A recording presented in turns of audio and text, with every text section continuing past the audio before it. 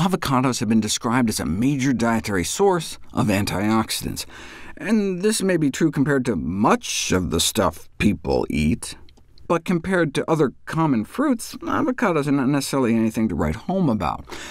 They do, however, contain those two carotenoid I nutrients found in dark green leafy vegetables, lutein and zeaxantin, which may explain why Mexican Americans tend to beat out other ethnicities. The critical carotenoids are concentrated in the darkest green flesh close to the peel, and because of this, consumers should be advised to use the nick and peel method to obtain the nutrient-rich outer section of the avocado. The Tufts Nutrition and Health letter detailed what that means. You cut in half lengthwise around the seed, rotate it a quarter turn, cut lengthwise again to make quarter avocado segments. Then you separate the quarters and remove the seed. And finally, starting from the tip, nick and carefully peel so as not to lose that nutrient-rich darkest green flesh immediately under the skin.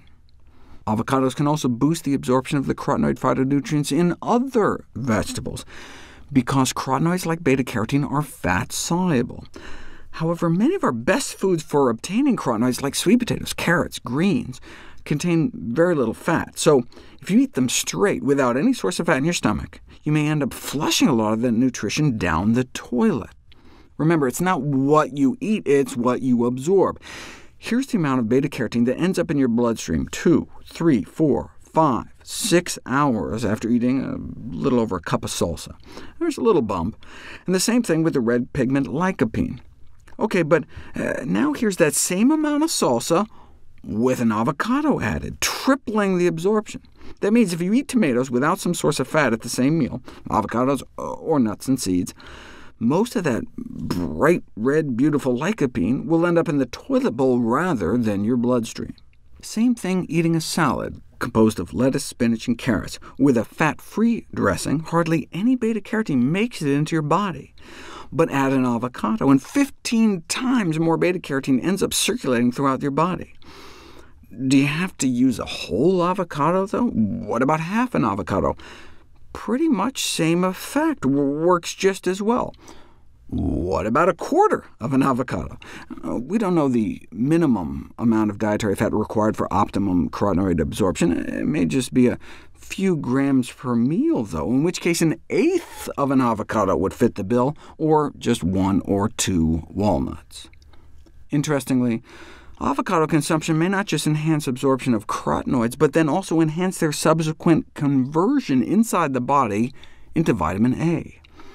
People were given baby carrots with and without guacamole. And same thing we saw before, way more beta-carotene in the bloodstream the hours following the meal with the guacamole added, compared to the same amount of carrots alone. In fact, over 6 times more. And since beta-carotene is turned into vitamin A in the body, there should be 6 times more vitamin A, too, right? No, they ended up with over 12 times more vitamin A. There was also a big increase in vitamin K levels, another fat-soluble vitamin, though that's partially because avocado contains vitamin K itself. Not too much, though, claims this avocado industry-sponsored review, that people on the anticoagulant medication Coumadin have to worry. But that's not true. We've known for decades now that even though there's not an inordinate amount of vitamin K in avocados, it still interferes with the drug Coumadin, also known as warfarin. Though we're not exactly sure why. It may boost your liver's detoxifying enzymes or prevent absorption of the drug, but either way, those on the blood thinner Coumadin may want to put walnuts on their salad instead.